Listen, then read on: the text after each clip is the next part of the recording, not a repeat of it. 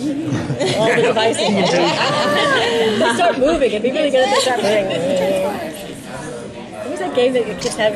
Yeah, the kids. Hello. Hi, what's up? What's up? These are really good shows coming up, I have to say, and it's not just because the two writers are behind me. They've been so surprising.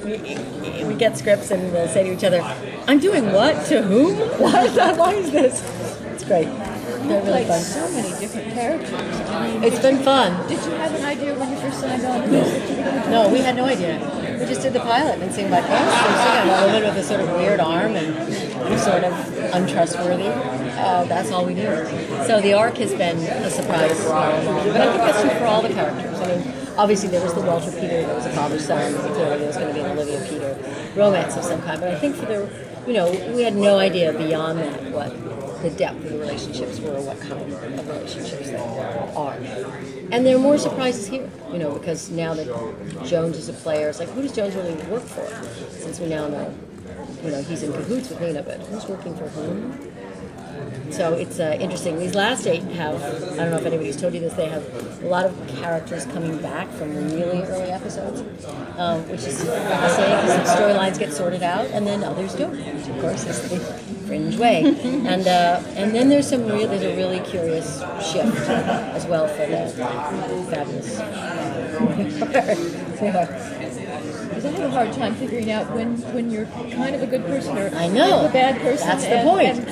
You're right. Well, that's right. That's good. We've achieved our goal to confuse you.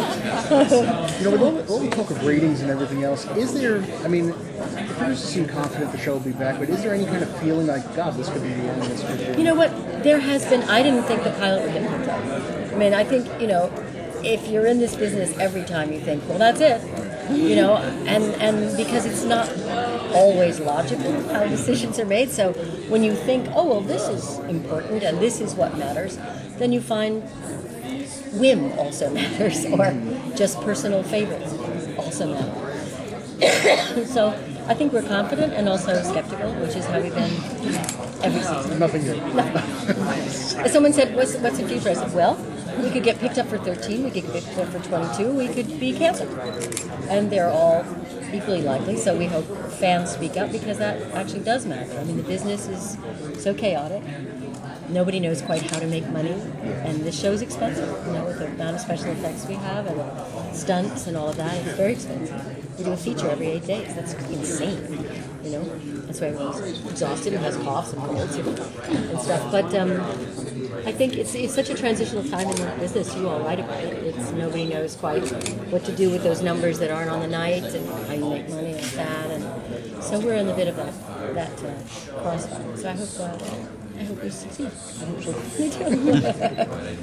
What kind of response have you received from the fans, and how anxious are they to know whether the show is going to be real? I think people are anxious. And this is not just, I'm not just being an optimist because I'm not really an optimist, but these last 8 ones are so interesting that I think it would be a shame to lose it at this point, because they also have very good ideas. I know some of the ideas possibly from the first 3, what the back 9 the next of the 5th season could be, and they're really worth exploring for people who care about these characters and like to be tantalized by metaphysical, crazy sci-fi ships and possibilities of what reality could be. When I first talked to JJ about this, he had seen as a boy, he'd seen Altered States, a movie that I had made, and he said he felt, he was a kid, he looked at it and thought, wow, if you can talk about big things like this in a popular form of entertainment, this is for me. And you think, well, yeah.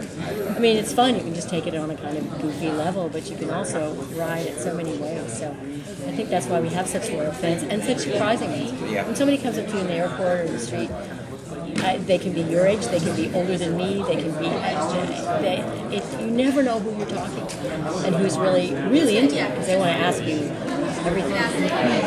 Some of the fans have said, oh, you had your hair behind your ears, so that meant, no, I had the hair behind my ears because my hair was dirty that day, and we didn't know what else to do, so we was talking about. But someone said, oh, but that was I said, yes, that was a red herring, so you would think this was, it's good. They pay more attention than me. I'll never wear my hair behind my ears again, ever.